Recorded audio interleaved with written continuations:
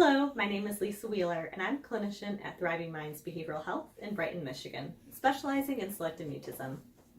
Today, I'm going to go over ideas for exposures or break talking practices.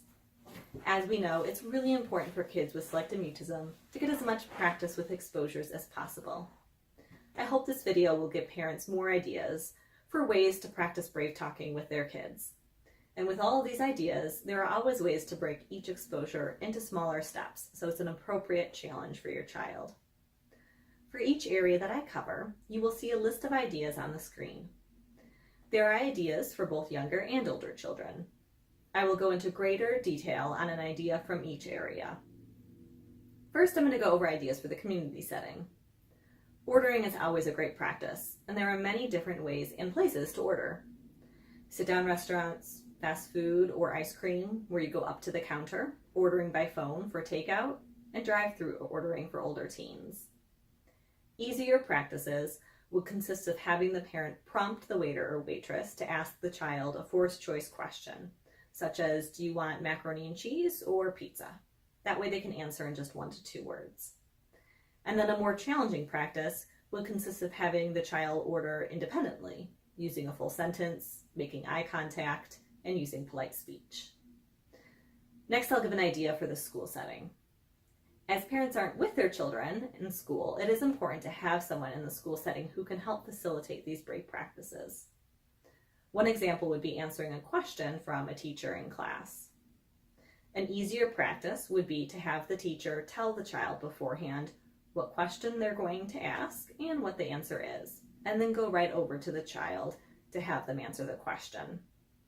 This can then be made more challenging by having the child answer in a full sentence, asking the child at further distances, and letting the child know beforehand what the question is, but not what the answer is. And then finally, asking the child questions in class without telling them beforehand that they'll be doing so. Now for a practice related to social relationships. Asking and answering social questions or get-to-know-you questions is really important in building friendships.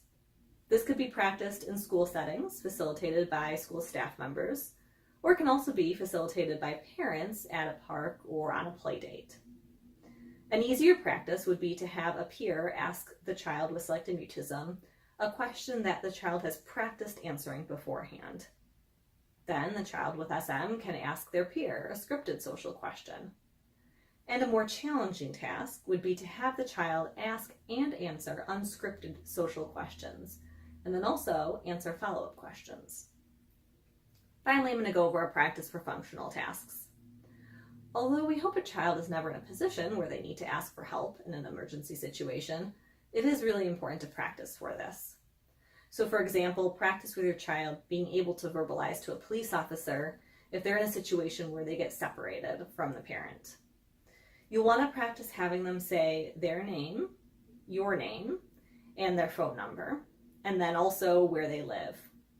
You can start with having them practice this information with you, then have them practice with a less familiar adult, such as a family friend, and then finally, you can actually go to a police station and ask someone in the office if there would be an officer available to practice with your child. So thank you for viewing this video. I hope it gave you some ideas for break practices to do with your child.